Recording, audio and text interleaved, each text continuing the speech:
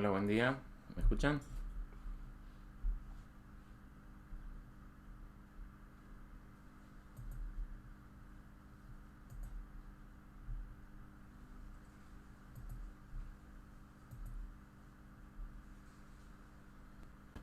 Bueno, vamos a comenzar. Voy a hacer unos límites, a ver si alguno me ayuda. ¿Quiénes están? Tenemos que hacer el límite de esa función argumento. Argumento principal, que lo medimos entre menos pi y pi, como está indicado. Siempre hay que indicarlo, porque si no, hay muchas formas de medir ese argumento principal.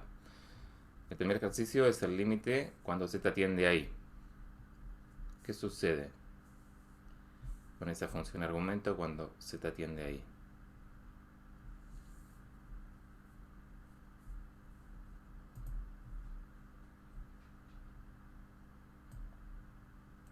A ver quiénes están. Alan, ¿querés contarme qué te parece a vos? ¿Qué pasa con la función argumento?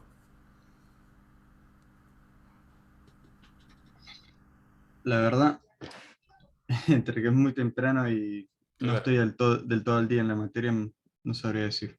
claro, pero vamos a pensar un poco. Yo te ayudo a pensar, no te escapes. Argumento de z es el ángulo. Y el punto I, ¿vos te lo imaginás el punto I en qué lugar del plano está? Sí, en el eje de las Y, Claro. Entonces, ¿qué te parece? Justo en el punto I, ¿cuánto vale el ángulo? pi sobre 2.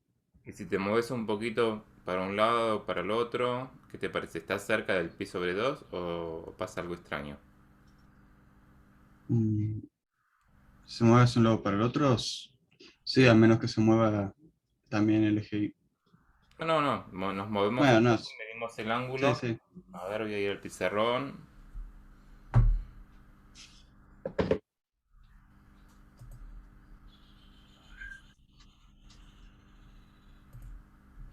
Ah, está.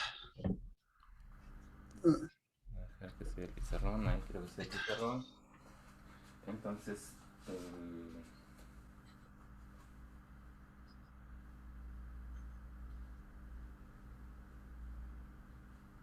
no, estamos tendiendo al punto I que, como dijiste vos, está acá en el eje de las I o la parte imaginaria. Entonces, si medimos, tomamos puntos que estén cerca, estos ángulos se van acercando a pi sobre 2, ¿no? Es Sí, como una variante una continua.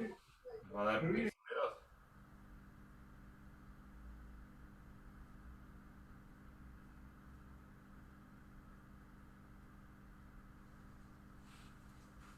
¿Sí? ¿Estás de acuerdo? sí. Y si z tiende al punto 1, cambiamos el i por el 1, Entonces estaría en el eje de las X y el argumento de Z sería 0.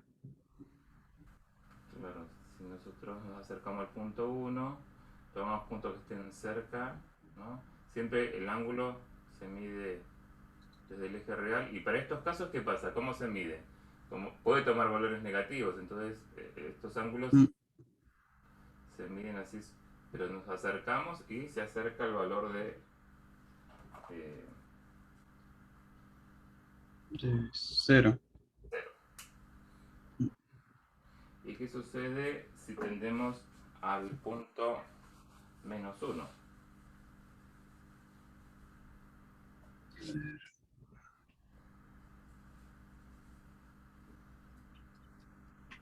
En ese caso tendrían a pi, pero Voy a tomar puntos por acá arriba y me fijo y estos se van acercando a pi. Pero ¿qué pasa cuando tomo un punto por acá abajo? se acercan hacia menos pi.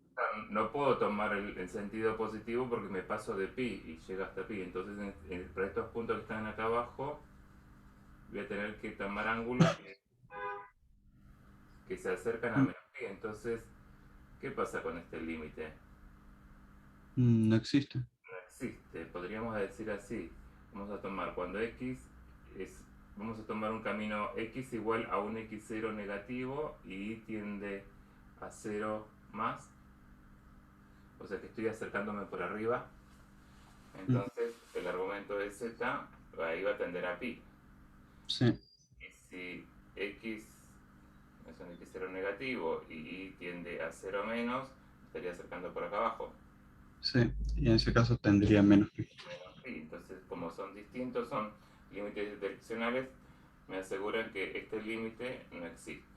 ¿Sí? Sí. Este que no era tan complicado, ¿no? La verdad es que miraba los argumentos y no entendía nada. Pero Claro. no es complicado, la verdad. Bueno, pero hay que tener esos detalles. El problema del argumento está de acuerdo a cómo lo definimos en esos puntos donde pega el salto, ¿no? Siempre Sí, esa ambigüedad del argumento,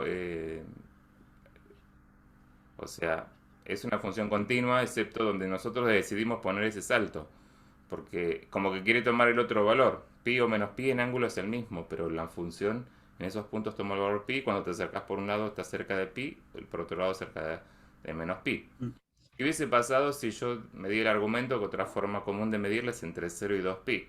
¿Qué hubiese pasado en este caso? Si en lo ese medíamos. caso la discontinuidad estaría más en, o sea, estaría en el cero. Claro, en el menos uno no habría problemas y en el uno cuando analizamos antes ahí sí hubiésemos tenido un problema similar. ¿Sí? Sí, Entonces depende cómo nosotros decidamos medir los ángulos, los valores principales, ahí va a influir dónde están los puntos de discontinuidad de esa función. Bien, vamos a... Yo estaba compartiendo, ya no sé qué estaba... ¿Estaban viendo el pizarrón o estaba compartiendo? Estaba compartiendo, me parece, ¿no? sí. Pero se veía chiquito el pizarrón. Bueno, no importa. Igual creo que me seguían. Vamos a entonces ahora sí a compartir. Ahora quería compartir, ahora me di cuenta por eso. No sé qué estoy compartiendo ahora. Esto quería compartir. Bien. Entonces ahora vamos a pasar a una función para ver dónde es continua y justo el argumento aparece en esa función. ¿Sí? Ahora vamos a ver si dejé de compartir. Entonces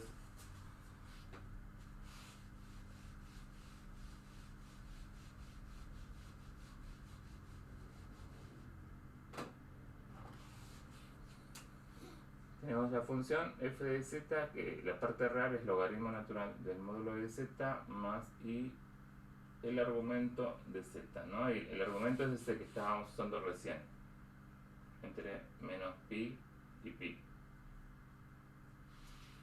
Entonces tenemos que analizar esta función donde es continua. Como Alan ya habló, voy a buscarme otro que me hable. ¿Quién me quiere hablar? ¿Alguien me quiere hablar?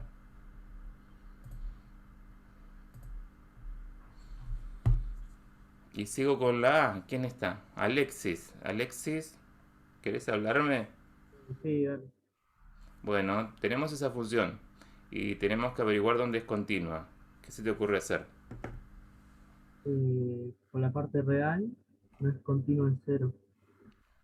Claro, Y en imaginaria no sería continua sí, en ¿en el dónde? ángulo vale pi, digamos. Claro. O Entonces, sea, nosotros estaríamos como separando parte real, parte imaginaria, usando un teorema ese que vimos la clase pasada, que era el 19, que decíamos que f, ¿se acuerdan? F es continua, f de z es continua, un sí solo sí, o en z0 igual x0 más y0, sí solo sí, u y b son continuas en x0 y 0, ¿no? Entonces, eso me permite estudiar la continuidad. Si yo no la conozco en z, la puedo estudiar. Si no la conozco acá, la puedo estudiar acá. Si la conozco acá, implica esta y esta implica la otra. Entonces, separamos en parte real, u de x y es la parte real logaritmo del módulo de z y la parte imaginaria argumento de z.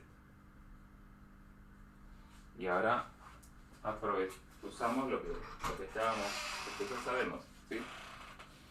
Vos me dijiste, esta es la función logaritmo del módulo de z. El módulo de z es un valor siempre positivo, pero justo en cero el logaritmo no está definido y después sabemos que es una función continua. Entonces continua, si módulo de z o z, digamos, porque no hace falta poner módulo acá, si z es distinto de 0, ¿sí? Eso es lo que vos me dijiste, ¿no? Sí. Y esta fue la función que analizamos recién, que de acuerdo a como teníamos definido, el problema está cuando el argumento vale pi, ¿sí? Y esta es continua si argumento de z es distinto de pi. O sea, cuando acá es más fácil decir dónde no es continua que dónde es continua, ¿no? Es más fácil porque tenemos la desigualdad distinta. Entonces, si tengo que decir en qué punto sí es continua, ¿cómo lo podemos decir? Es continua para todos los R menos z igual a 0 y el Claro, argumento de z. que tenemos que sacar esos puntos. Y sí, Entonces es más fácil para decir f es continua y le sacamos estos puntos donde no es continua, ¿sí? Fz es continua en todo el plano menos, y le vamos a sacar z igual 0 y le vamos a sacar argumento de z igual a pi, ¿sí? O sea que vamos a tener un agujerito, vamos a pintar de rojo, le sacamos el origen y le sacamos todo el eje real negativo. En el resto de los puntos, acá sí es continuo, ¿sí?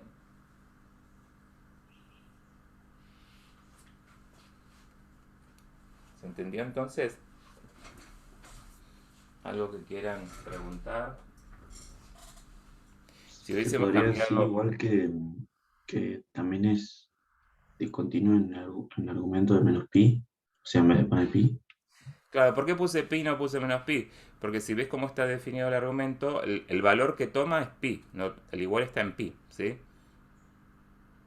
Si yo Era por eso. pongo menos pi, no hay ningún z que verifique el menos pi, solo se acerca, ¿sí? Entonces por eso escribo el pi, el valor que sí toma el argumento, ¿sí? Buenísimo. Si hubiese elegido entre 0 y 2pi o en otra región, esos puntos de discontinuidad se corren a donde decidamos poner ese salto o corte, ¿sí?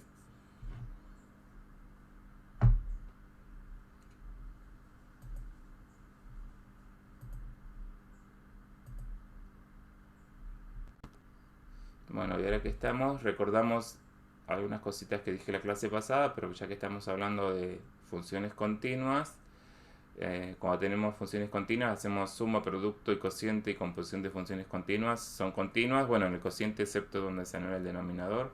Si una función es continua en un punto y se anula en ese punto, hay todo un entorno donde no se anula. Esto se parece a un teorema de funciones reales que se llama conservación de signo, pero en este caso no se habla de conservar el signo porque no tienen signos los números complejos. Entonces lo único que sabemos es que si en un punto es continua y en ese punto no se anula, hay todo un entorno donde no se anula. Y otra parecida a esas propiedades reales es que si una función es continua en una región cerrada y acotada, entonces en esa región la función está acotada, o sea que el módulo de la función es lo que está acotado, ¿no? Porque cuando hacemos la función está acotada, la pensamos en módulo, y el módulo en algún punto de esa región alcanza el valor máximo. Ese se parece a ese teorema de una función continua en un intervalo cerrado alcanza el valor máximo y mínimo, ¿no? O sea, nada más que está adaptado a funciones complejas. La función no alcanza el valor máximo y mínimo, lo que alcanza el valor máximo o mínimo es el módulo de la función. Siempre es positivo, por eso siempre tiene una cota inferior que es el 0, ¿no? Así que bueno, esas cosas son bastante parecidas a las funciones reales.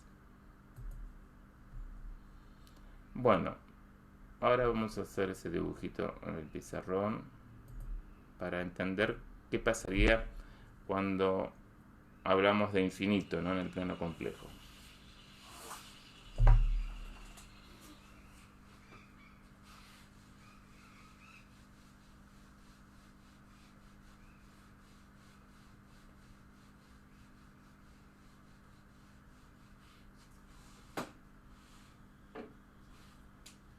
Imagine una esfera, que tengo una esfera y que está cortada con un plano en el ecuador, ¿sí? Tenemos.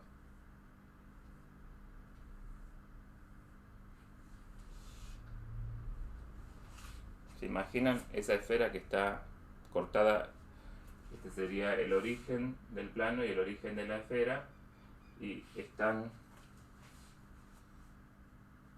atravesada por un plano en el ecuador. El plano sería el plano complejo y la esfera es una superficie que vamos a asignar a cada punto de la esfera un punto del plano. ¿Cómo lo vamos a hacer? Vamos a tomar el polo norte, tomamos un punto de la esfera y trazamos una recta y va a cortar a un punto del plano. Entonces, le digo, a este punto del plano le asigno este punto de la esfera, o a este punto de la esfera le asigno este punto del plano. Empezamos a hacer así una correspondencia entre puntos del plano y puntos de la esfera. ¿Me van siguiendo? ¿Me entienden el dibujo?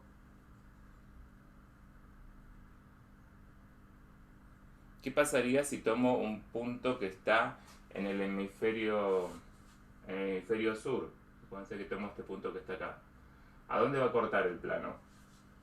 Trazo una recta. El plano está en el hemisferio. Sí. Acá va a quedar adentro de la esfera. Va a pasar por ahí y va a pasar por acá. Cortó al plano en un punto que está. No les dije el radio de la esfera. El radio de la esfera la suponemos de unitario, ¿sí? O sea que justo en la intersección entre la esfera y el plano estaría el círculo unitario. Entonces, si tomo puntos que están en el hemisferio norte, van a quedar en el plano puntos que están afuera del círculo unitario. Y si tomo puntos que están en el hemisferio sur, van a quedar en el plano puntos dentro del círculo unitario. ¿No? ¿Están de acuerdo? Ya está el Y María. Sí, no, que sí, bien, había preguntado qué daba hacer dentro del círculo unitario. claro. ¿No? No te entendí. Me dijiste que sí, por eso. Claro. Bien. ¿Y qué pasa con el origen? Si yo uno el polo norte con el origen, ¿a qué punto le va a corresponder en la esfera? Trazo una recta y ¿qué pasa? Tomamos el origen, trazamos una recta, va a quedar así vertical y va a tocar justo el polo sur, ¿sí? Entonces, es como que estamos asignando un punto de la esfera, un punto del plano, un punto del plano, un punto de la esfera. Al polo norte, no, al polo sur,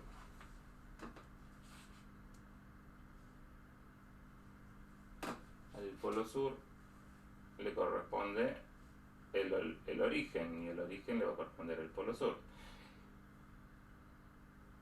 Y me interesa ahora fijarme en estos puntos que están cerca del polo norte, para ver qué pasa en el polo norte. Entonces, vamos a considerar estos puntos que están en la esfera acá cerca del polo norte.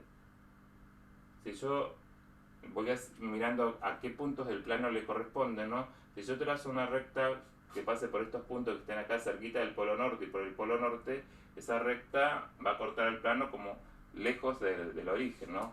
Entonces van a estar como afuera de todo un círculo. Estos puntos que están acá en el plano van a estar así. Bueno, yo lo puse como si se terminara el plano, pero en realidad nunca se termina el plano, ¿no? Van a estar como afuera de un círculo.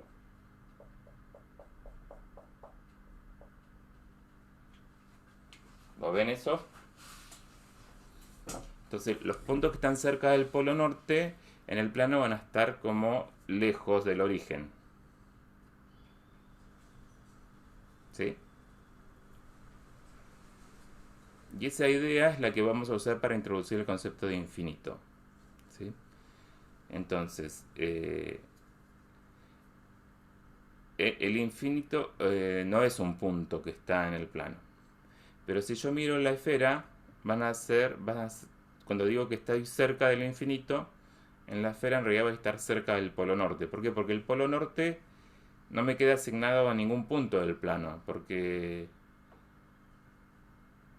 yo cubrí todos los puntos, los del hemisferio sur, los del hemisferio norte, eh, todos los puntos del plano los cubrí y llené el polo sur, el hemisferio sur, el hemisferio norte y me quedó el polo norte sin asignar ningún punto del plano. Pero sí veo que los puntos que están lejos del origen, muy lejos del origen, se van acercando a ese punto en la esfera, el polo norte. ¿Sí? Todo ese casquete del polo norte está lejos del origen. ¿Sí? Pero el casquete, lo que está pintado rojo, sí está asignado a puntos del plano. Pero justo el polo norte no queda asignado a ningún punto del plano, porque es como que cuando me voy acercando al polo norte, la recta se va haciendo cada vez más horizontal y los puntos van cortando en el plano lejos, ¿no? Pero no queda ninguno que quede asignado al polo norte, porque sería como paralelo, tangente al polo norte y no cortaría nunca el plano. Entonces, pensemos en el infinito como un punto que no está en el plano. Es un elemento extra que no está en el plano, pero si yo lo veo en la esfera de Riemann, que es como una relación uno a uno que hicimos con el plano, el infinito llenaría ese punto que está sin asignar, que es el polo norte. ¿Sí? Entonces, los puntos que están, cuando yo digo estoy cerca del infinito o tiende al infinito, quiere decir que estoy dentro de un círculo de radio muy grande, ¿no? Entonces, con esto vamos a decir que un entorno de infinito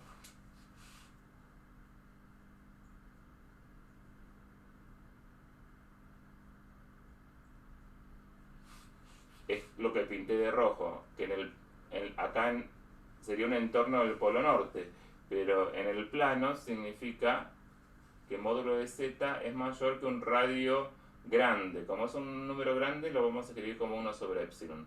Eso significa un entorno de infinito. ¿Sí?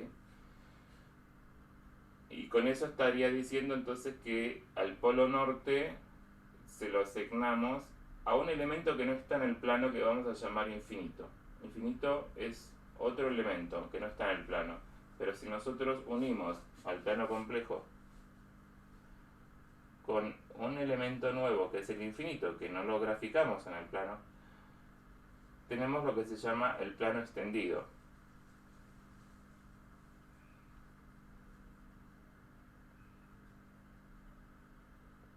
Y acá sí, con todos estos puntos hicimos una relación uno a uno con los puntos de la esfera. Cubrimos todos los puntos de la esfera y podemos decir que entonces todos los puntos del plano y el infinito están asociados a un punto de la esfera, y uno a uno, y todos los puntos de la esfera están asociados a ese plano extendido. Entonces, ahora, con esto de que ya sabemos lo que significa estar cerca de infinito, podemos hablar de límites infinitos, ¿no? Y un detalle particular es que cuando trabajaban en funciones reales hablaban de infinito más, infinito menos.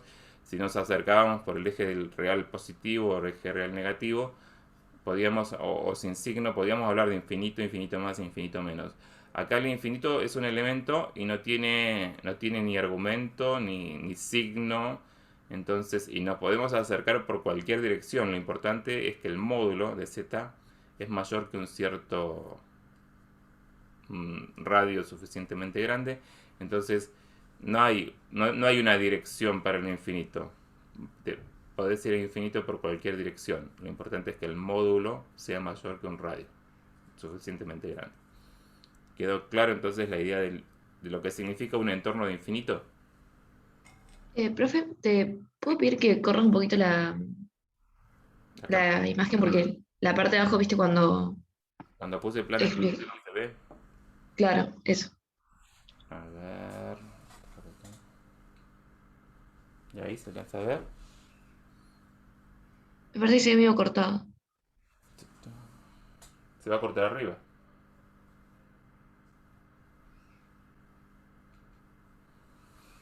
Si no, déjalo total para estar seguro que lo podía ver, pero ahí dentro todo se ve.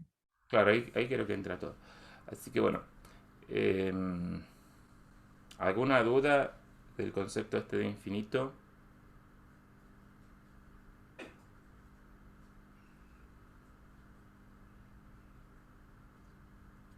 ¿no?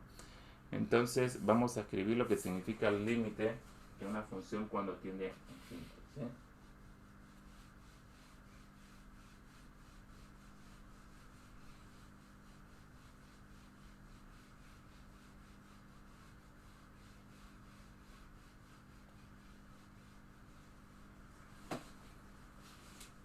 Entonces vamos a ver qué significa esto que digo.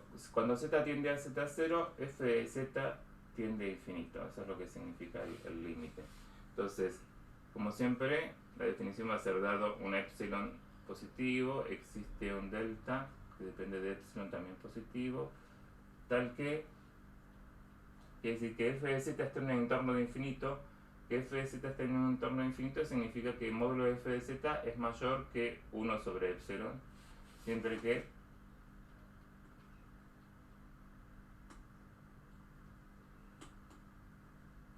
z está en un entorno de z0 reducido, o sea, z menos z0 mayor que 0 y menor que delta. Si uno lo piensa en la definición que dimos para límite finito, si lo piensan con las definiciones de entorno, estamos diciendo lo mismo, ¿no? Lo único que está adaptado que a f acá, en vez de estar en un entorno de W0, está en un entorno de infinito. ¿Sí? Eso significa. Y si queremos llevarlo a algo finito, si yo esto lo invierto, como son cosas positivas, esto es lo mismo que decir 1 sobre f de z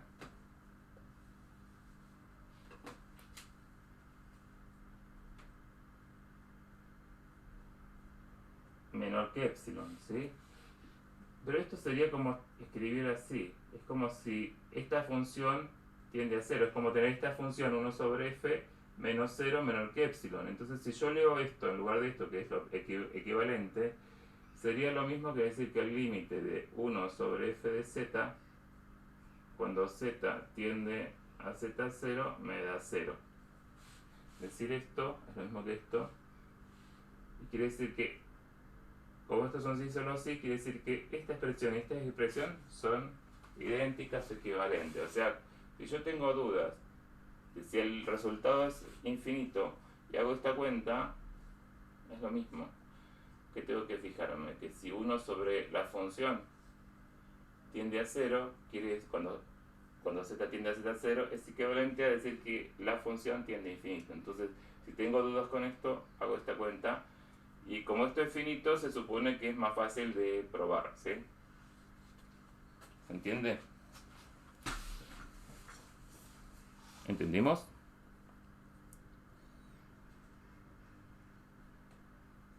Hacemos un ejemplo a ver qué pasa.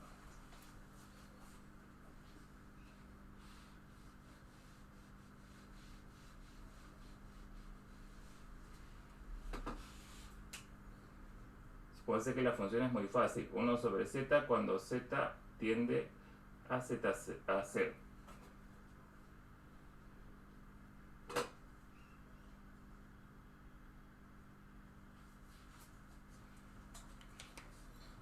¿Qué decimos? ¿Cuánto es ese límite?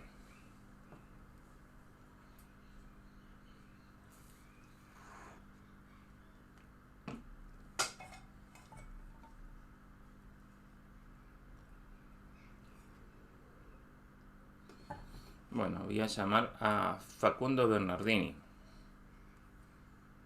¿Estás?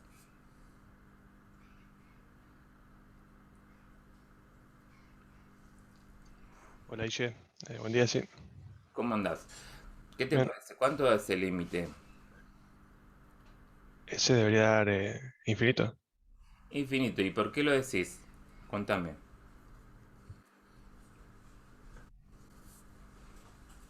Es una suposición. porque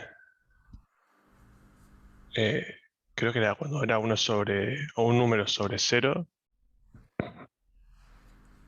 te daba, Claro, me pero parece, tan vamos a infinito. tratar de justificarlo porque vos lo estás pensando en reales y bueno, por ahí te hace trampa. Vamos a tratar de justificarlo con eso que escribí ahí yo. Si hago 1 sobre la función. 1 sobre la función, ¿qué pasa? Si la función es 1 sobre z. Usemos esto. Si no, Ah, la podemos dar vuelta lo damos y en vez de vuelta. tener infinito, tiende a cero. Si hago 1 sobre z es como hacer el límite de z, ¿no? Y todo vuelta. Claro. Entonces, y esto es un polinomio, entonces acá está seguro que, ahora lo podés decir seguro, este límite es 0 porque sabemos que es un polinomio, es continuo y podemos reemplazar. Ahora estamos segurísimos que este resultado es 0, entonces por esto que vimos recién, puedo decir que este límite es infinito, ¿sí? Era más o menos lo que vos decías, yo lo dije más formal, ¿sí? Claro, ahora sí. Bien, y si pongo otro, no te vayas, pongo otro. Bueno, Bueno, voy a poner este, a ver qué pasa acá. Límite de e a la 1 sobre z cuando z tiende a 0. ¿Sí?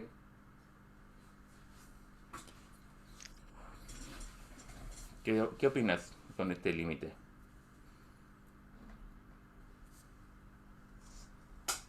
este está un poco más complicado. Sí. Eh,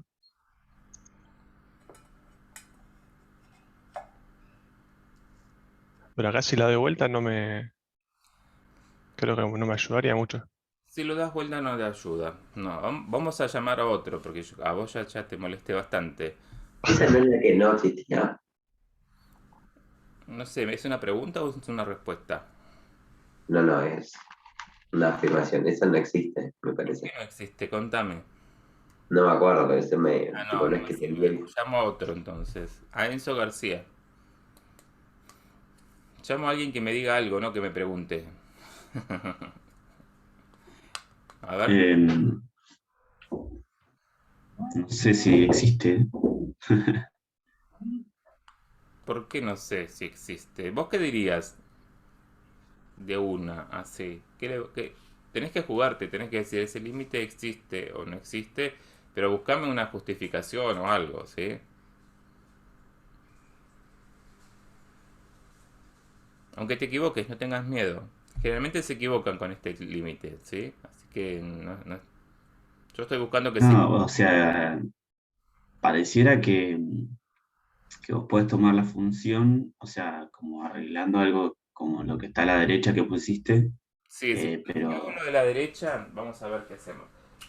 Si yo hago 1 sobre e a la 1 sobre z, esto es como hacer el límite de, como es una exponencial, es como hacer el límite de e a la menos 1 sobre z.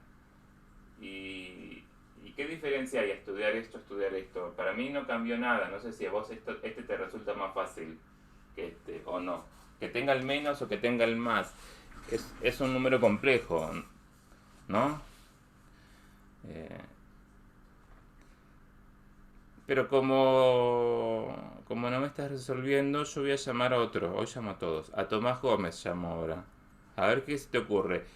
Tomás Gómez, ¿te resulta más fácil? Vamos a ver, espero que no se entiende. Esto dice 0 acá. Z tiende a 0. Eh, ¿Te resulta más no, fácil alguno de esos dos límites? ¿El de e a la 1 sobre z o el de e a la menos 1 sobre z? Para decir cuánto da el resultado. suponiendo que los complejos no tienen signo, seríamos lo mismo. Los complejos, la parte real tiene su signo, la parte imaginaria también tiene su signo, pero claro. ¿Y qué pondrías como resultado entonces? No sé, pondrías Infinito. infinito. Bueno, a vos te parece que da infinito. Muchos dicen que da infinito porque ponen e a la menos 1 sobre z y dicen que ese límite da 0. ¿Sí? Estaba esperando esa respuesta porque es la respuesta que siempre dicen. No sé por qué ahora no se animan. Porque creo que algunos estuvieron el cuatrimestre pasado y saben que eso no es cierto. Pero ¿por qué no es cierto? Porque vamos a tomar direcciones, ¿sí? Cuando no sé exactamente lo que pasa, o sea, yo no puedo decir que el segundo caso da 0, porque no existe el menos infinito, a la menos infinito en complejos, ¿sí? Tendría que decidir un camino real para decir eso, ¿sí?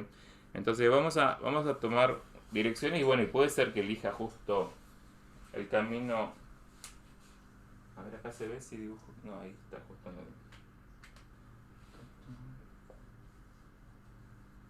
Vamos a borrar este que ya pasó. Vamos acá. Yo podría acercarme al 0 por muchas direcciones. Pero podría elegir el eje real positivo y podría elegir el eje real negativo, ¿no? Entonces, ¿qué pasa con el límite si digo y vale 0 y x tiende a 0 más? Me queda e a la 1 sobre x más y 0. Es como tener el límite de e a la 1 sobre x, todo real, cuando x tiende a 0 más.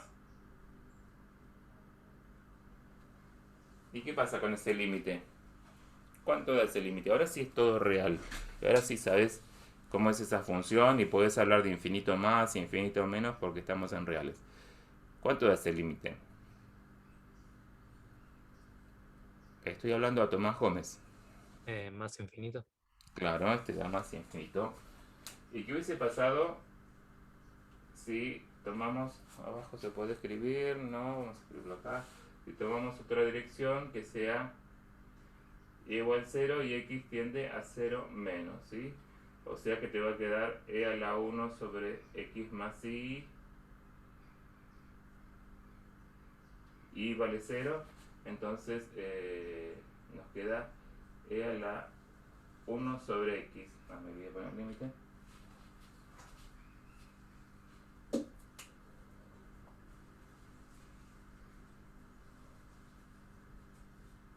¿Cuánto da este límite? Ahora x tiende a 0 menos, estamos poniendo por este lado. ¿Cuánto da el límite? Menos infinito. ¿Cuánto? Menos infinito. Menos infinito de acá arriba, pero e a la menos infinito, ¿cuánto es? La función 0. exponencial, cuando te acercas a infinito más, se va para infinito, pero cuando te acercas a infinito menos, ¿qué pasa? ¿Cuánto da? 0. 0. Entonces, si no da, ¿qué pasa? ¿Qué dirías con este límite de los reales? De estos dos no estoy hablando del límite complejo, estoy hablando del límite de e a la 1 sobre x cuando x tiende a 0. Pensando en la función real, ¿qué pasa con este límite? Si por derecha y por izquierda te da un valor y otro valor. No existe. No existe este límite, ¿sí? Ya con ver que con esta dirección y esta es distinta, ya con los reales me alcanza para ver que esta función no tiene límite tampoco complejo, ¿sí? ¿Se entiende? Con límites direccionales probamos que no existe. ¿Están de acuerdo? ¿Habían pensado que daba 0 o que daba infinito esos resultados? Generalmente dicen eso, que el límite cuando tengo e a la 1 sobre z da infinito y cuando tengo menos 1 sobre z da 0, pero en realidad es el mismo tipo, ninguno de los dos existe, ¿sí?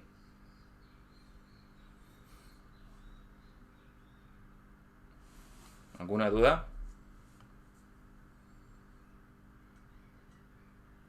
¿No? No. Bueno, entonces voy a poner otro.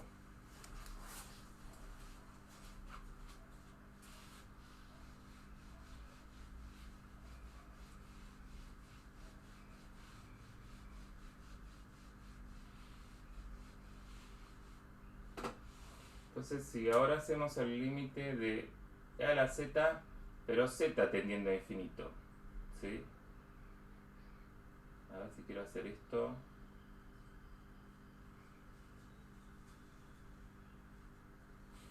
Entonces, yo les puse una definición cuando el resultado era infinito. Pero ¿qué pasa cuando tengo un infinito ahí? Bueno, entonces vamos a escribir algo más genérico. Cuando tengo una función y z tiende a infinito y quiero probar que este resultado me da un valor complejo W0, la definición del límite es la misma de siempre si la pienso en entorno. Dado un epsilon positivo, existe un delta que depende de epsilon también positivo, tal que f de z está en un entorno de W0, o sea que módulo de f de z menos W0 es menor que epsilon, siempre que z está en un entorno de infinito. Entonces eso quiere decir que el módulo de z es mayor que 1 sobre delta. Esto significa que z va a estar en un entorno de infinito. ¿Okay? ¿Se entendió eso? Entonces acá lo que quiere decir es que si yo doy vuelta a esto, 1 sobre z va a ser menor que delta, y esto significa que lo puedo expresar así como 1 sobre z sobre 0 es menor que delta. Y en realidad lo podemos pensar así, que esto estaba entre este valor y infinito, y que esto nunca va a tomar el valor 0. Esto nunca va a valer 0, 1 sobre z, porque vale 0 solo en el infinito, ¿sí? Entonces, 1 sobre z es como una nueva variable, vamos a llamarla 1 sobre z es una nueva variable que está en un entorno de 0. Entonces, cuando estoy haciendo este límite que z tiende a infinito, si yo doy vuelta la variable y uso como variable 1 sobre z, esa nueva variable va a estar en un entorno de 0, ¿sí? Entonces, esto va a ser equivalente a hacer el límite cuando s tiende a 0 de f, y donde dice z pongo 1 sobre s. Y el límite me da w0. Entonces, cuando z tiende a infinito, puedo cambiar a este formato, pues, como es un sí, sí, donde acá todo es finito. Lo único que hice en la expresión de donde está la función, di vuelta a la variable. Donde decía z puse 1 sobre s, ¿sí? Entonces, estudiar este límite, que acá se me complica, ¿yo qué hago? Estudio el límite de e a la 1 sobre s cuando s tiende a 0. Y estudiar este límite, lo que hice acá, va a ser lo mismo que estudiar este límite. ¿Y qué pasa con este límite?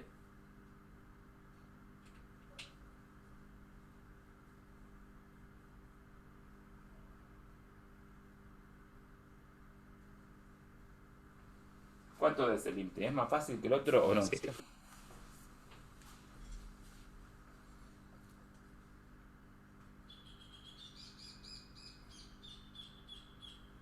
¿No Hola. habíamos visto recién que no existe? Que no existe. Entonces, como es en su solo sí, si de un lado no existe, del otro lado tampoco existe, si no me hubiese dado un valor W0, ¿sí? Entonces, como este no existe, este es solo sí, esto significa que este límite existe de este valor, significa que este límite existe de este valor. Si este existe, si este no existe, ¿no? Así. Entonces, este límite probamos recién que no existe, entonces es lo mismo, este no va a existir, ¿sí? Así que no existe. Así que bueno, le estoy viendo cómo trabajar con límites infinitos y sus equivalentes formatos o transformaciones para que queden cosas finitas y resulten más fáciles de analizar. Y lo que faltaría ver ahora sería una situación donde ambos resultados, o sea que z está en un entorno infinito y el resultado del límite es infinito. ¿En qué cambia si acá ponemos infinito también?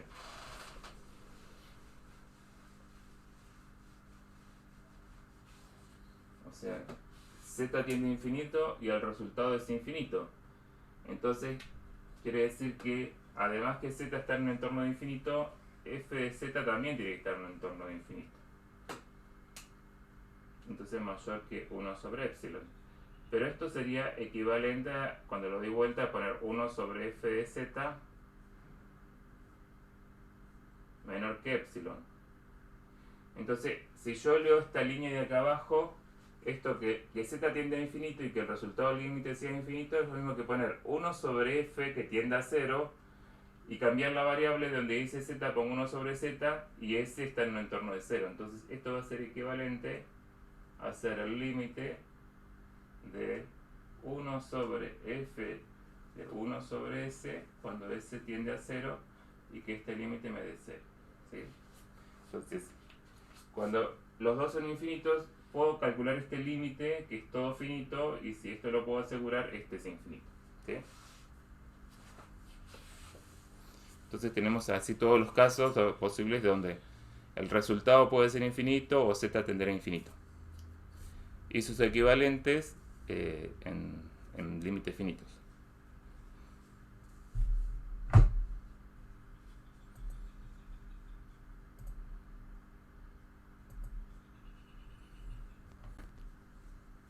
Bueno, eso era lo que estaba explicado de la esfera de Riemann. el entorno de infinito y las relaciones, las tres relaciones que le escribí, y me falta decir una relación, que es la que está acá abajo, ¿no? ¿Qué pasa si tengo módulo? Vamos al último caso. Es un sí solo sí, porque sabemos que vale la propiedad de módulo, que si el límite es 0 con módulo, también es 0 sin módulo, ¿no? Entonces, el último sí solo sí lo sabemos que es cierto por la propiedad de módulo, ¿no? Y límite es 0. Ahora, si yo miro el último caso y el primero, es un sí solo sí por la propiedad que vimos recién, ¿no? Y si miro los dos casos del medio, es como que la función es módulo de f de z también va a ser infinito, si solo si 1 sobre módulo de z es 0. Entonces están todos relacionados, son todos sí solo sí. No sé si se dieron cuenta que son todas cosas equivalentes. Si hay alguna, yo relacioné este con este con este, porque es el primer caso, y el último con el primero también es el primer caso. Son todos sí solo sí, son todas cosas equivalentes. Entonces, ¿qué quiere decir? Que lo mismo que decíamos para que cuando un límite en módulo es 0 o sin módulo es 0, lo mismo pasa si leo las dos primeras expresiones, lo mismo digo con infinito. O sea, que una función tenga límite infinito es equivalente, es lo mismo decir que el módulo de la función es infinito. Y a veces es más fácil poner módulo, ¿por qué? Porque poner módulo pasa a cosas reales, entonces capaz que es más sencillo si trabajo con números reales o con funciones reales. ¿Sí? Entonces, bueno, eso también ayuda a veces a calcular los límites.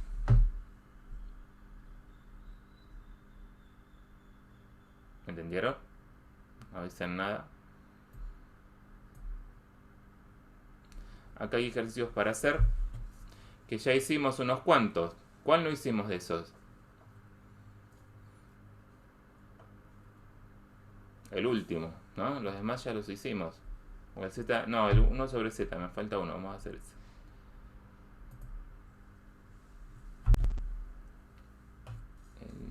El C lo hicimos, el A, el B lo hicimos. ¿Sí?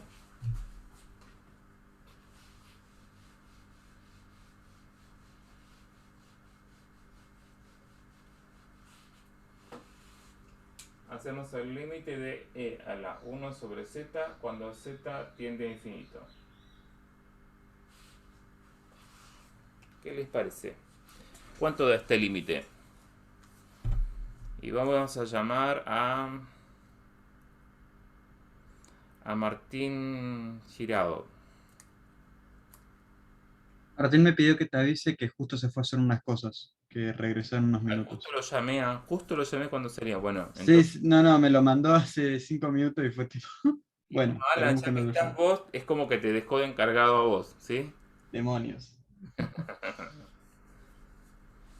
A ver, Z tiende a infinito. Yo te dije unos trucos si querés pasarlo a finito, ¿sí? ¿Te acordás? Cuando Z tiende a infinito es lo mismo que dar vuelta ¿dónde?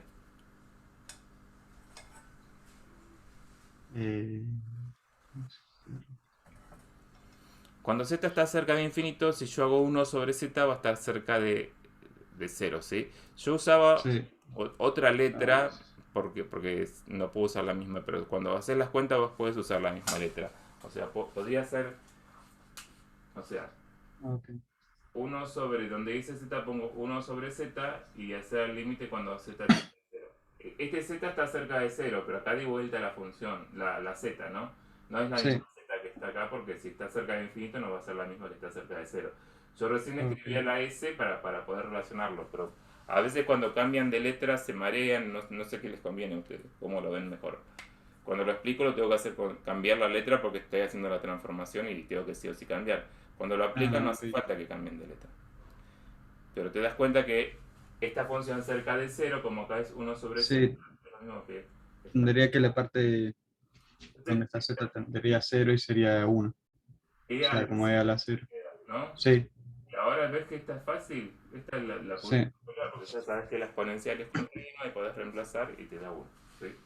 Entonces, como Ya. te da 1, Este es el mismo límite. ¿Sí? Sí, sí. ¿Estamos? Ok. Voy a poner otro límite. Guille, ahí en el segundo caso, Lo vuelvo a sí, Sí. no importa, pero era más o menos para que quede claro. Se puede pensar como si fuera una variable real nomás, ¿no? No, no sé si no se puede pensar como una variable real, porque si yo te digo eso lo vas a usar siempre y a veces no va a funcionar. Lo que sí es la propiedad de funciones continuas, lo que yo usé, y eso es lo mismo, la propiedad de funciones continuas, que es reemplazar en un límite. No sé si a eso te referías, que es lo mismo que el reales. Ah, bien, sí, sí, a eso era. ¿Sí? Entonces no estás diciendo que es real o que es lo... Estás diciendo que pasa lo mismo porque es una función continua, ¿sí? Y es una propiedad de funciones continuas que es la misma que para funciones complejas. Ahí sí. Entonces vamos ahora a poner otro límite. No sé quién me hablaba, pero que se quede. Que se quede. ¿Quién era el que me estaba hablando recién?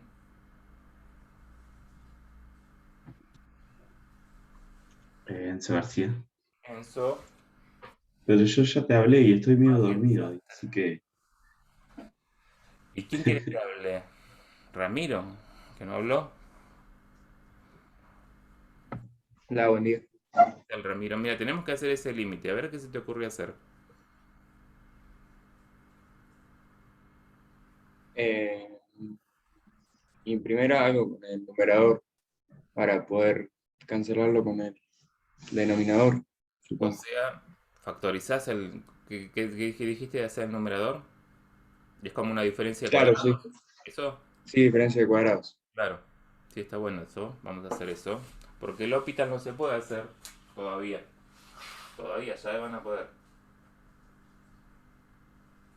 Entonces vamos a tener z menos z0 por z más z0. Es un polinomio de orden 2, sacan las raíces o hacen diferencia de cuadrados.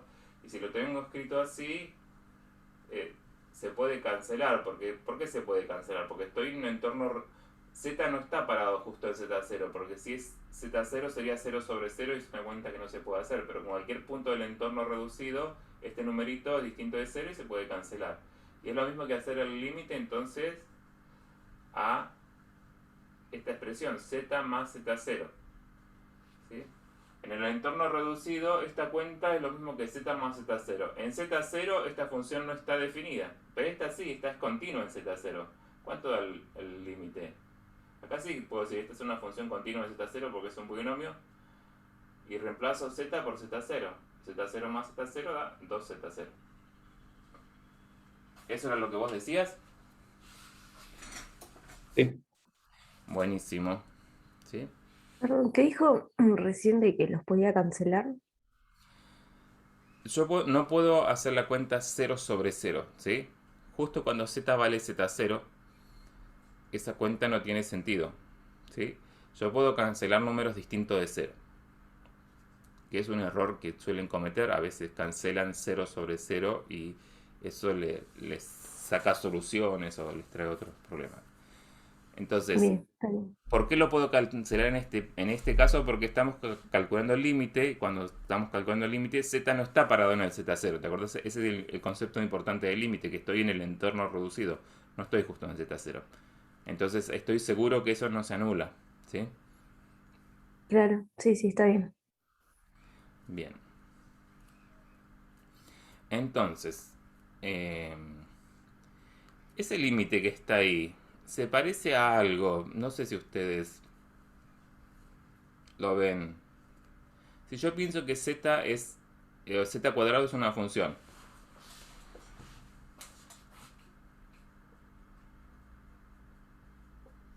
¿Qué significa ese límite? ¿Se parece a algo que ustedes conocen o no lo ven? ¿Qué dirían si yo digo z cuadrado es una función y estoy calculando ese límite?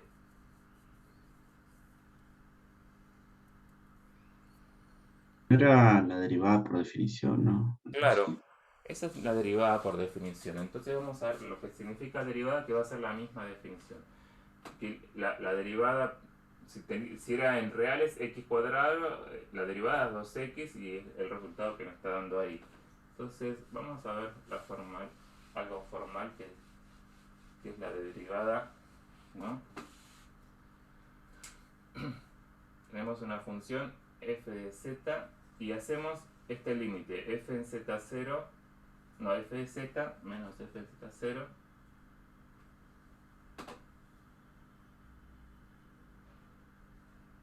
sobre z menos z0 cuando z tiende a z0, que es la cuenta que hicimos recién en el caso que f de z hubiese sido z cuadrado. Ese límite puede existir o puede no existir, pero en el caso que exista el límite, se dice que el resultado del límite es la derivada. Esto va a ser f' en z0, ¿no? Si existe el límite, ¿no? Si no existe, se dice que no existe la derivada.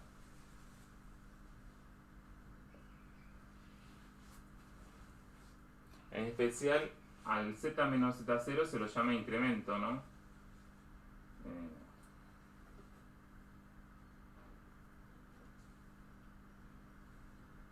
Se llama delta z. Estoy escribiendo que como z tiene su parte real, o sea, esto es como tener x más i menos x0 menos más i0. Entonces, en definitiva, esto es como tener x menos x0 más i menos i0, es como tener un delta x más i delta i, ¿no? Que sería el incremento de la parte real, el incremento de la parte imaginaria. Y vamos a llamar a este f de z, al incremento en la variable w, f de z menos f en z0, ¿sí? Entonces, en definitiva, esto es como tener el delta w sobre delta z. Y cuando z tiende a z0, delta z tiende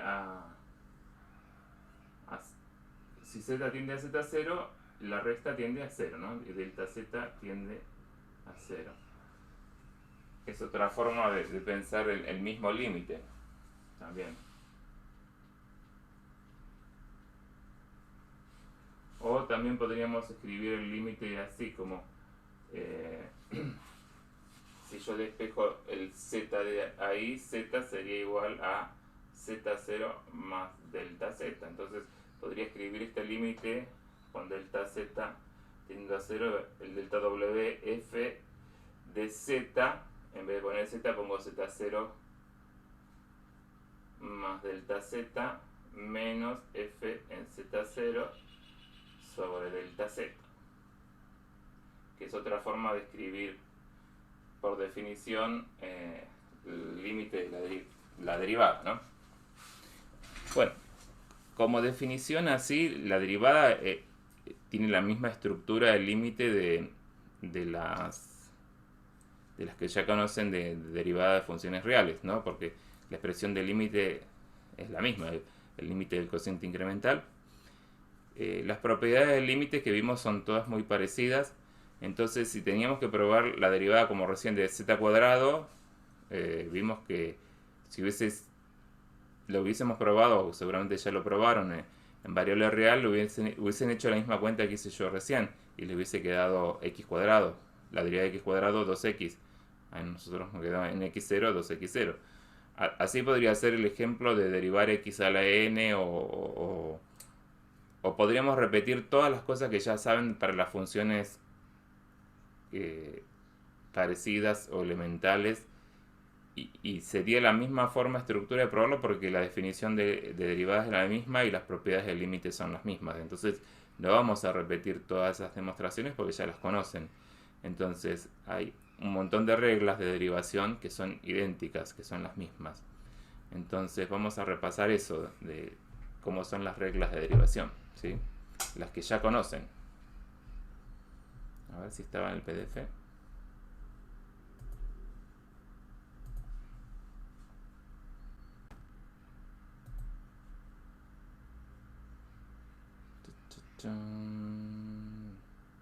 No, acá no están las reglas. Pero vamos a ir entonces voy a abrir el...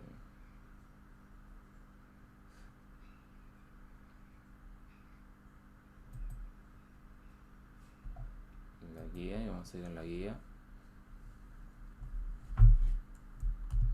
donde están las reglas.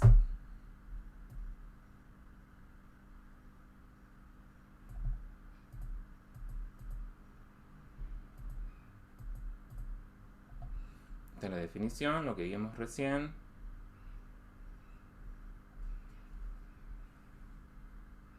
Y estas son las reglas de derivación que ustedes ya conocen. La derivada de una constante es 0. Para demostrar esto tendríamos que usar la definición y las propiedades límites que ya conocen. La derivada de una constante es 0. La derivada de z es 1. Cuando tengo una constante por una función me da la constante por la derivada de la función.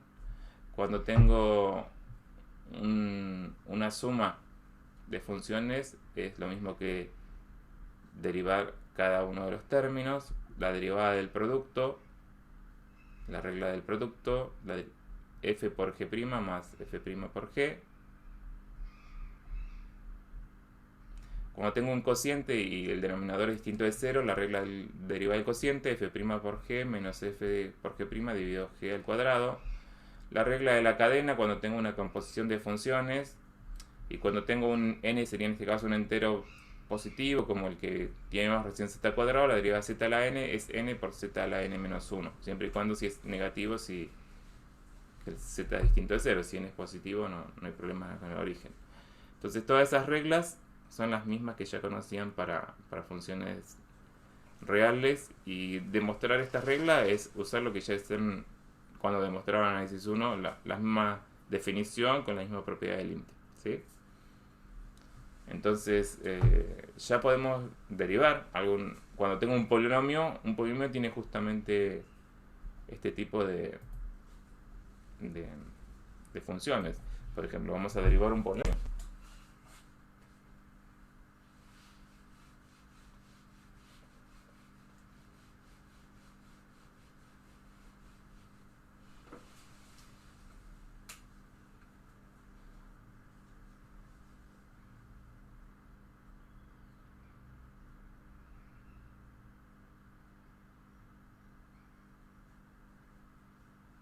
Supónganse que tenemos ese polinomio complejo, ¿no? Tiene coeficientes complejos y la variable z es compleja.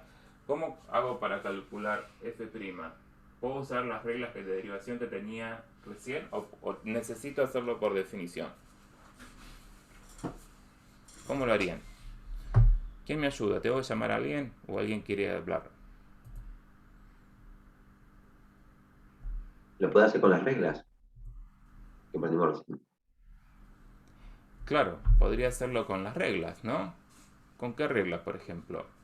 Tengo una suma de funciones y cada término tiene derivada. A ver, la derivada de una constante, sí, eso teníamos regla, da 0.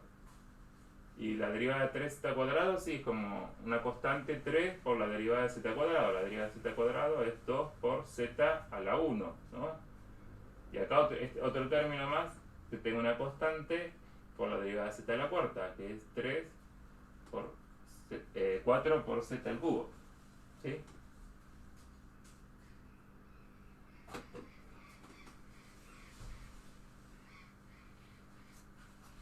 Así que perfecto, ¿no? ¿Qué les parece? Se puede, son cosas que ya saben. Bien, y si tuviéramos esta función, vamos a ver rápido se puede escribir. Vamos a escribirlo acá. F de z es módulo de z al cuadrado, no es z al cuadrado, es módulo de z al cuadrado.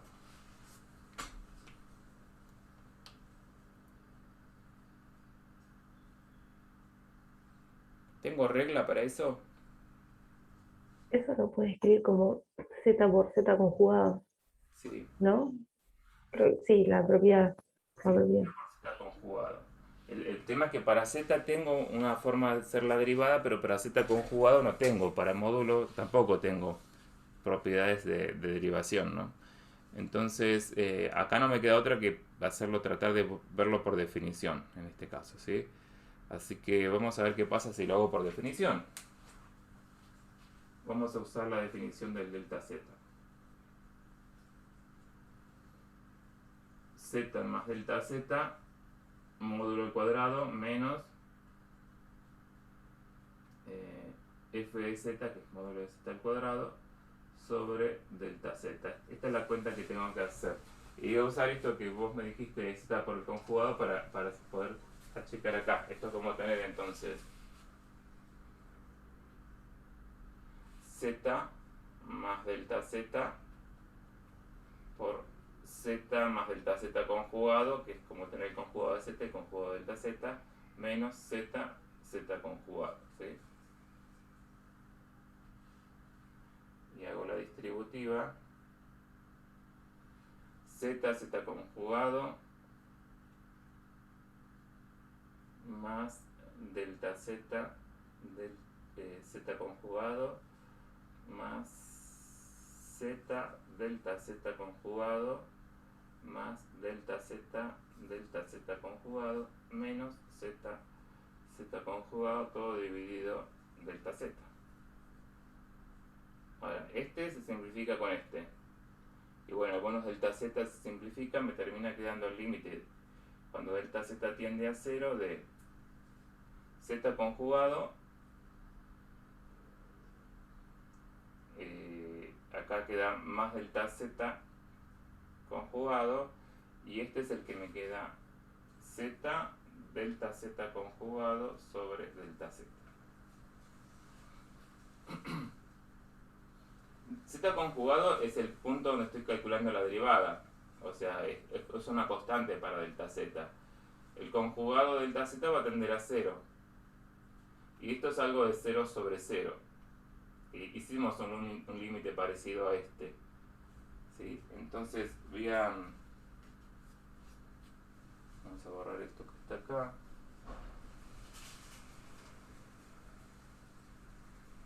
¿Cuánto tengo de abajo? No sé si entra. Vamos a hacer este límite con dos direcciones. Vamos a hacer límite de z conjugado, ahí se ve, ¿no? Sí. Z conjugado más delta z conjugado más z delta z conjugado sobre delta z, cuando delta x tiende a 0 y delta y es igual a 0, ¿sí? Entonces, ¿cómo queda este límite? Queda cuando delta y tiende a 0 de... No, cuando delta x tiende a 0...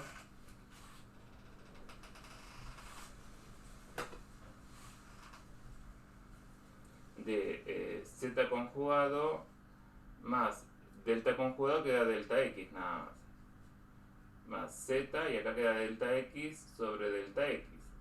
Esto tiende a 1, esto tiende a 0, queda z más z conjugado. Y si hago el límite cuando delta y tiende a 0 y delta x es igual a 0,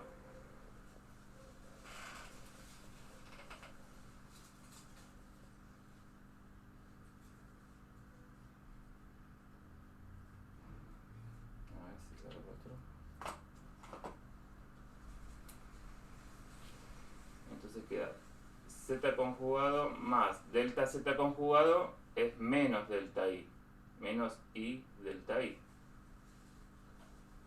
más z, y acá queda delta es menos y delta y sobre y delta y. Entonces, como delta y tiende a 0, este va a tender a 0, pero ahora esto simplifica y me queda menos 1, entonces me queda z conjugado menos z, ¿no? ¿Y cómo dieron estos límites? Tomé dos direcciones y ¿qué dieron? ¿Distintos? ¿Dieron iguales? Distintos.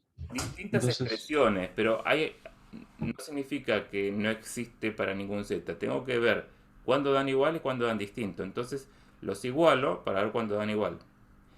Y en los otros puntos da distinto, ¿sí? Entonces,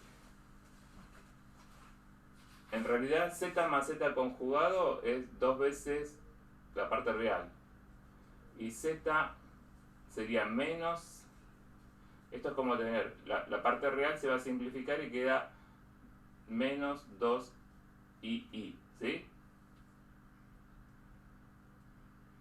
¿Están de acuerdo? Porque el x se va a simplificar, ¿no? Esto es como tener x menos II menos X más II, ¿no? El II se suma. Entonces, Sí. cuando yo tengo que igualar parte real y parte imaginaria para buscar los puntos que me dan lo mismo. Entonces, ¿qué saco? Que X tiene que ser igual a 0 y la parte imaginaria igual a la parte imaginaria que es igual a 0. Entonces, hay un punto que es z igual 0 donde en las dos direcciones da lo mismo. Y en el resto de los puntos da diferente. Entonces, ¿cuál es la conclusión de esto? Que si z es distinto de 0, los límites direccionales son distintos y quiere decir que este resultado, este límite, podemos decir que no existe cuando z es distinto de 0, ¿sí? Pero ¿qué pasa si z vale 0? Entonces, no me sirven los límites direccionales. Si z vale 0, entonces vuelvo a calcular este límite con z igual 0. ¿Pero qué va a pasar cuando z vale 0? ¿Qué cuenta tengo que hacer? Acá pongo 0. Acá pongo 0. Entonces, tengo que hacer la única cuenta que es esta, delta z conjugado. Y si delta z tiende a 0, delta z conjugado tiende a 0. O sea que si el límite es 0, no lo digo porque estos dos me dieron 0. Lo digo porque estoy seguro que este límite da 0. Entonces va a dar 0 cuando z vale 0. Conclusión. ¿Qué pasa con esta función? Con la derivada de esta función que tenemos acá. Lo hicimos por definición. ¿Qué diríamos entonces como conclusión? Si tenemos que decir, ¿qué pasa con la derivada de esa función? ¿Quién me lo dice? Enzo. Vale solamente cuando para los z igual 0. Claro. Existe la derivada en z igual 0 y ¿cuánto vale la derivada? 0. Es una función que tiene derivada solamente en un punto. Eso es lo raro. Cuando estaban con funciones reales, una función era rara que tenga derivada en un punto y no tenga derivada más que en un punto, ¿no? En el resto de los puntos del plano no tiene derivada. Y en el punto sí tiene derivada. ¿Sí? ¿Es raro o no? Un poco raro, ¿no? Podría decirse que sí. Sí. Así que bueno.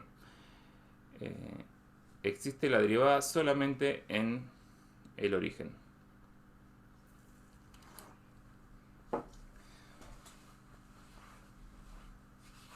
Entonces, la conclusión es, existe f' de z en z igual 0 y f' en 0 nos da 0 y no existe f' de z si z es distinto de 0. Esa sería nuestra conclusión, ¿sí? ¿Qué hay con respecto a la continuidad? Que nosotros por ahí sabíamos que en variable real estaban relacionadas las... ¿Qué pasa? ¿Qué implica qué? Si es continua es derivable, si es derivable es continua.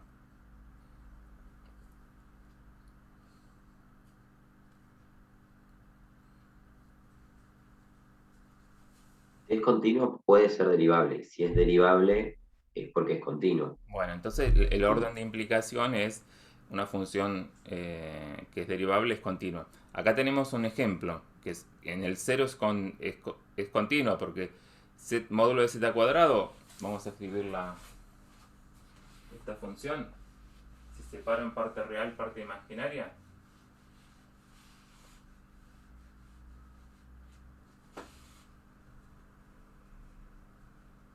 Módulo de z cuadrado es x cuadrado más y cuadrado. Entonces, ¿cómo es la parte real? Es toda real, es x cuadrado más y cuadrado, y la parte imaginaria es 0. Entonces, son continuas en todo R2. Entonces, esto, ¿se acuerdan? Es decirlo así, módulo de z cuadrado es continua en todo el plano complejo. Entonces es una función que es continua en todo el plano complejo. Sin embargo, la derivada solamente en un punto. ¿Por qué? Porque donde es continua no puedo decir que es derivable. Pero hay un teorema que es similar al que conocen, que es el teorema 20, que dice que si es derivable en un punto, como en este caso en el 0, seguro que en ese punto es continua, ¿sí?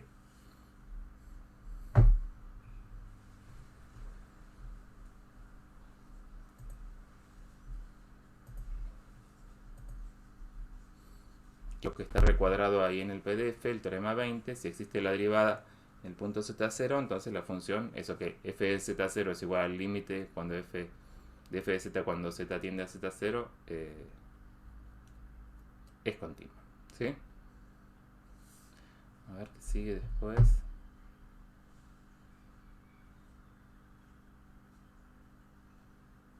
Vamos a...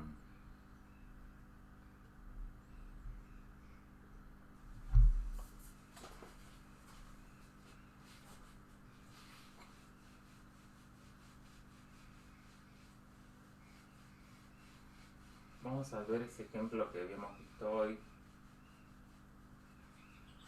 No, vamos a nombrarlo. Hace un rato trabajamos con esa función que decía logaritmo del módulo de z más y argumento. Y vimos que era una función continua en todo el plano excepto en ese rayo, en esa línea donde tenía la discontinuidad del argumento y en el origen. Ahí en esos puntos donde la función es continua seguro que no es derivable. Ahora, ¿qué pasa en el resto de los puntos? ¿Será derivable? Bueno, tendríamos que probar por definición. Y bueno, y se complica un poco ver por definición todo. Entonces, donde podemos usar las reglas, usamos las reglas. Donde podemos usar la definición, generalmente es complicado. Pero hay más teoremas que nos van a relacionar la derivada de la función con qué significa... recién estamos, no sé, hay que diferenciar esto. La función, estamos hablando de derivada de la función con respecto a z, pero tenemos que la parte real, u y b, dependen de x y. Y yo puedo derivar u con respecto a x y con respecto a y, b también. ¿Y cómo se relacionan las derivadas estas de u y b con respecto a x y a y con la derivada de f con respecto a z? ¿Es todo lo mismo o no? Ahí tenemos unos teoremas que justamente nos relacionan las derivadas parciales de u y b con respecto a x y y con la derivada de f con respecto a z. Y bueno, hay casos donde nos dicen que se puede derivar, que no se puede derivar. Y bueno, es importante también con este teorema 20 entender esto de las implicaciones. ¿Qué significa esa flechita? ¿No? Y ahí es donde tenemos que usar esto de que dice así un poco de lógica matemática, ¿no? ¿Qué significa una implicación? Y depende de la condición que tengamos, o qué es lo que sí sabemos, decimos que es una condición necesaria, suficiente. Entonces, bueno, vamos a ir un poco al pizarrón. Generalmente vamos a tener, o la estructura de un teorema, generalmente tiene esta forma. A veces no, pero la mayoría tiene esta forma, que tenemos una proposición o un conjunto de proposiciones que llamamos hipótesis y una tesis, ¿no? La implicación dice que si se cumple A, entonces se cumple B. Entonces, yo puedo, si lo tengo escrito así de esa forma, digo, A es suficiente para que se cumpla B. O A es una condición suficiente para que se cumpla B. ¿Sí? Recién teníamos el ejemplo este de existe f' en z0. Entonces, f en z0 es igual al límite de f de z cuando z tiende a z0. ¿Qué digo entonces? Que exista la derivada en un punto es suficiente para que sea continua en ese punto. ¿Sí? ¿Se entiende eso? Ahora, puedo pensarlo al revés. Si yo digo, si sé que se cumple B o que no se cumple B, ¿qué puedo decir sobre A? Entonces ahí digo que B es una condición necesaria para que se cumpla A. ¿Por qué? Porque si se cumple B yo no puedo saber si se cumple A. Pero sí puedo decir que si no se cumple B, no se va a cumplir A. Entonces por eso digo que es una condición necesaria. A es una condición necesaria para que se cumpla B, y A es una condición suficiente para que se cumpla B, y B es una condición necesaria para que se cumpla A. ¿Sí? Cuando digo la función es continua en el punto, yo no puedo decir si es derivable en ese punto, pero sí puedo decir que si no es continua, seguro que no va a ser derivable. ¿Sí? ¿Por qué? Porque esta condición escrita de esta forma es lo mismo que si yo la niego. O sea, Si no se cumple A, le voy a poner el complemento para, o algunos le ponen la rayita. El complemento significa que si no se cumple B, entonces no se cumple A. Esto es lo que usamos cuando es una condición necesaria. Me sirve para negarla. O sea, cuando no se cumple B, no se cumple A. Eso es como lo usamos cuando es una condición necesaria. Y cuando es suficiente, como en el caso de A, lo usamos en forma directa la implicación. El segundo caso se llama contrarrecíproca. Dice lo mismo, pero depende qué es lo que sé. ¿Qué es lo que sé? Si se cumple A, entonces la puedo usar como condición suficiente. Si sé que no se cumple B, la puedo usar como B como una condición necesaria que no se cumple. ¿Sí?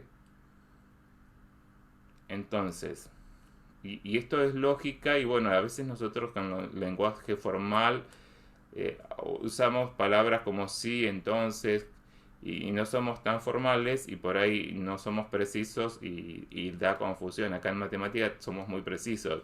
Cuando decimos sí, entonces es la implicación en un sentido nada más. No significa que es un sí solo sí ni que vale para el otro lado. ¿Sí? Ahí en el PDF tienen dos proposiciones. Por ejemplo, la proposición A dice llueve. Y la proposición B dice la calle se moja. ¿Cuál implica cuál? Si llueve, la calle se moja. ¿Está lloviendo ahora? No sé. Si llueve, la calle se moja, ¿qué dicen ustedes? ¿Cuál implica A? ¿A implica B o B implica A? ¿Cómo sería?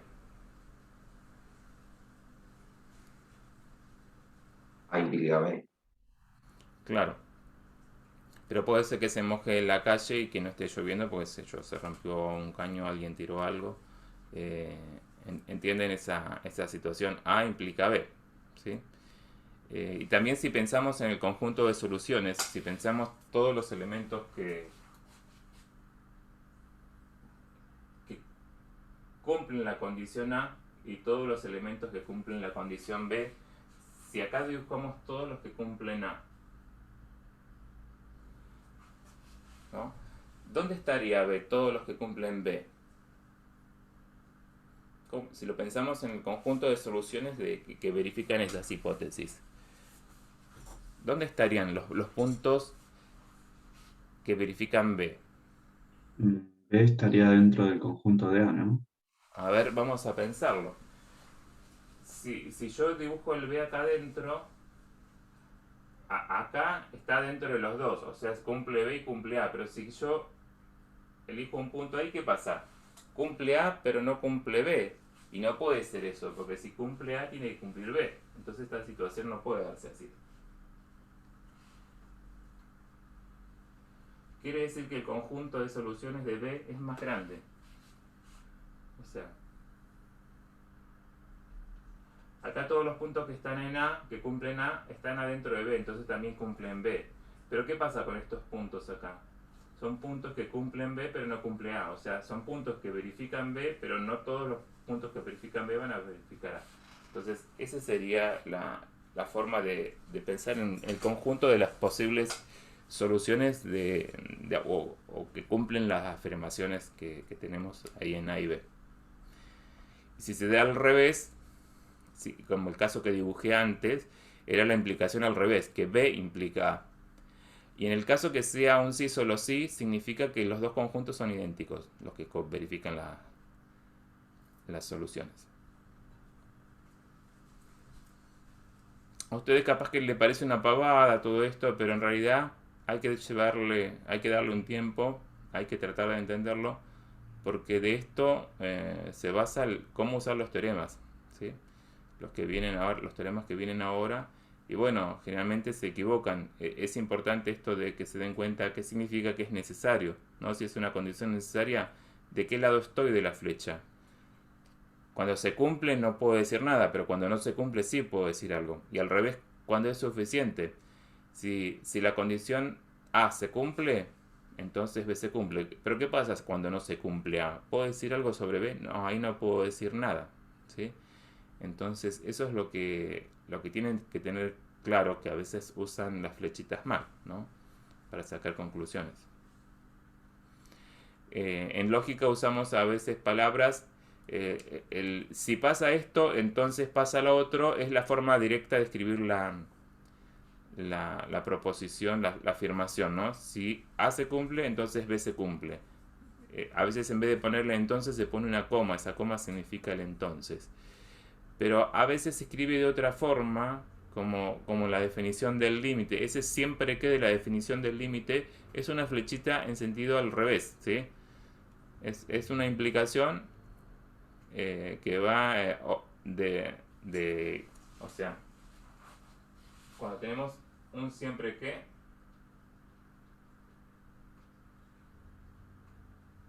es lo mismo que poner, o sea, esto siempre que, esto significa que B implica, ¿sí? Entonces todas esas cosas tenemos que tener los cuidados. O si dice solo sí y no dice solo sí, o si pasa esto, ¿sí? Entonces hay que tener un poco de cuidado. Entonces yo les dejo un archivito con un poco de lógica para que ustedes vean o traten de entender cómo usar los resultados de los teoremas para decir cosas, ¿no? Y no equivocarse y no usarlos mal o caer en cosas que no tienen sentido sin darse cuenta.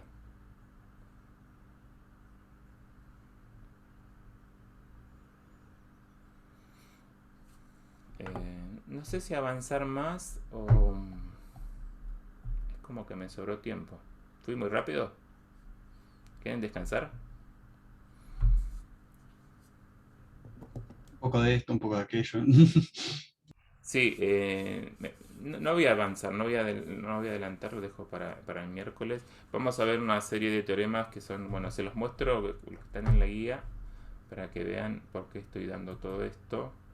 Pero esto que se llama ecuaciones de Cauchy-Riemann se llaman condiciones necesarias y me relacionan de derivadas parciales con respecto a x e y de u y b con la derivada de la función, ¿sí? Y el teorema 22 también tienen esas relaciones, pero uno es de condiciones necesarias y el otro es condiciones suficientes. Y después el 23 es de condiciones necesarias y suficientes, que serían una doble implicación, que es totalmente equivalente. Por eso insisto en que tienen que ver bien qué significa condición necesaria, suficiente y las dos cosas, necesaria y suficiente, ¿sí? Para poder usar bien estos teoremas. Así que me parece que voy a hacer como ¿les parece hacer un descanso de media hora o es mucho un descanso de media hora? ¿Quieren preguntarme algo de los ejercicios? ¿Quieren que explique algo antes de la práctica?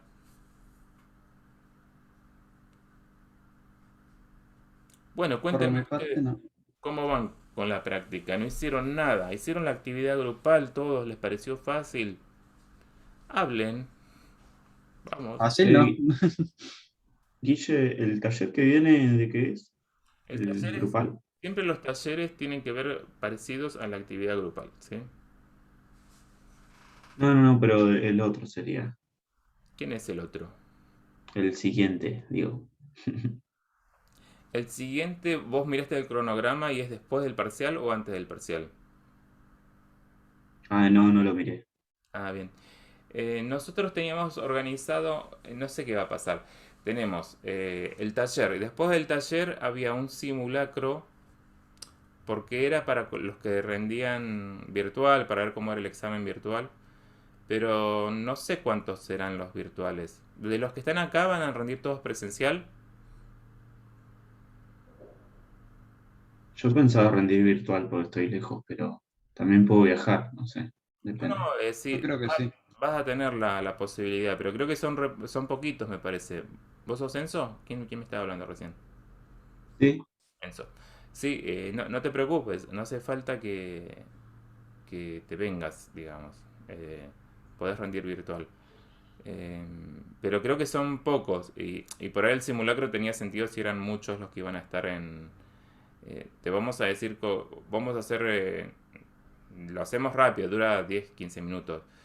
Como que es un examen, como que en realidad lo importante es que entiendas todo el procedimiento de que, bueno, tenés tanto tiempo para hacer el ejercicio 1 y tenés que entregar el ejercicio 1, ¿sí? Y sacás la foto y envías el archivo.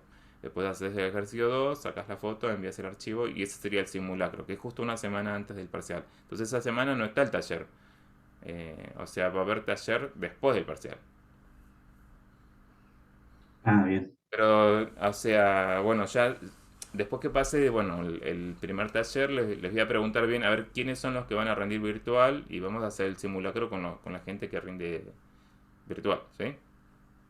Y con el resto de la gente harán consulta, como siempre, ¿sí?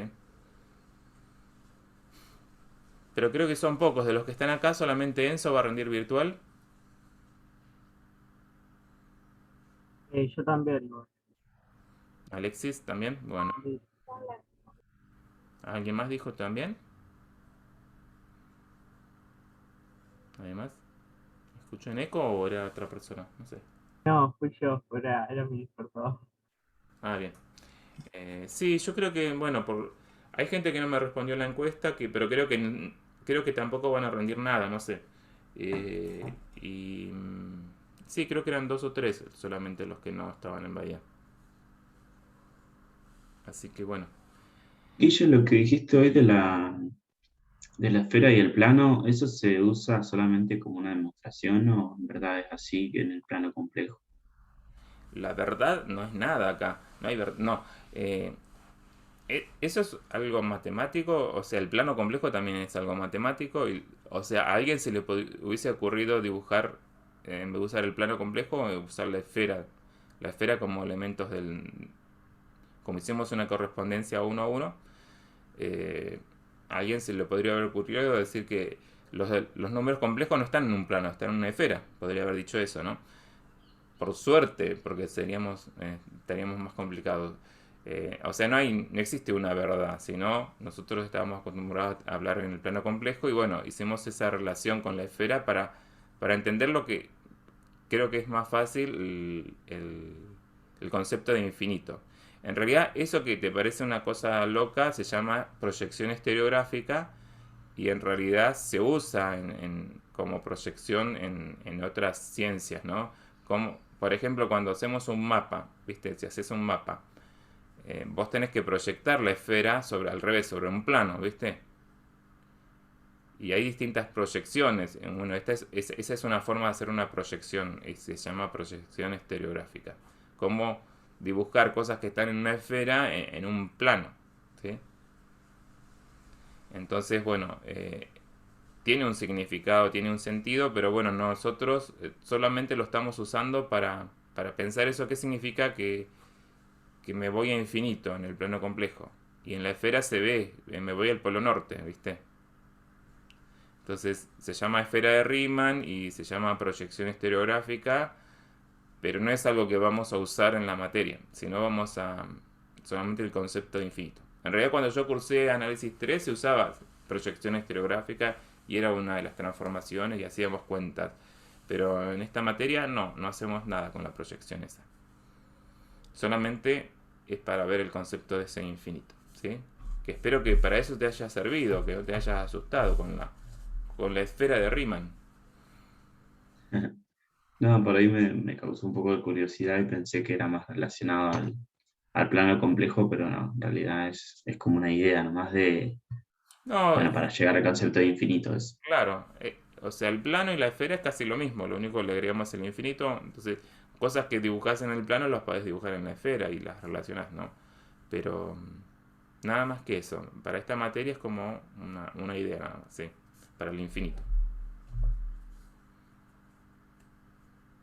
Así que bueno. ¿Alguna otra duda que quieran que aproveche este tiempo para aclararlo?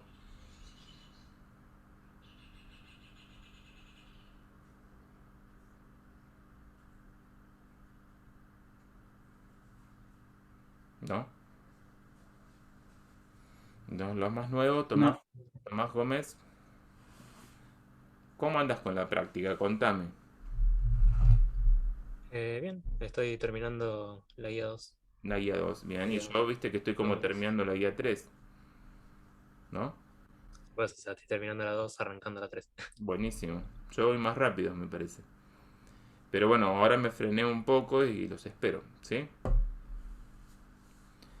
¿Y quién más hay de los nuevos? No me acuerdo quiénes son. Ramiro, ¿vos sos nuevo también? ¿Cómo vas con la práctica? No, yo no soy nuevo. Vos no sos nuevo. No me acuerdo de vos entonces. Bueno. Bueno, entonces descansamos unos 20 minutos ahora, ¿les parece?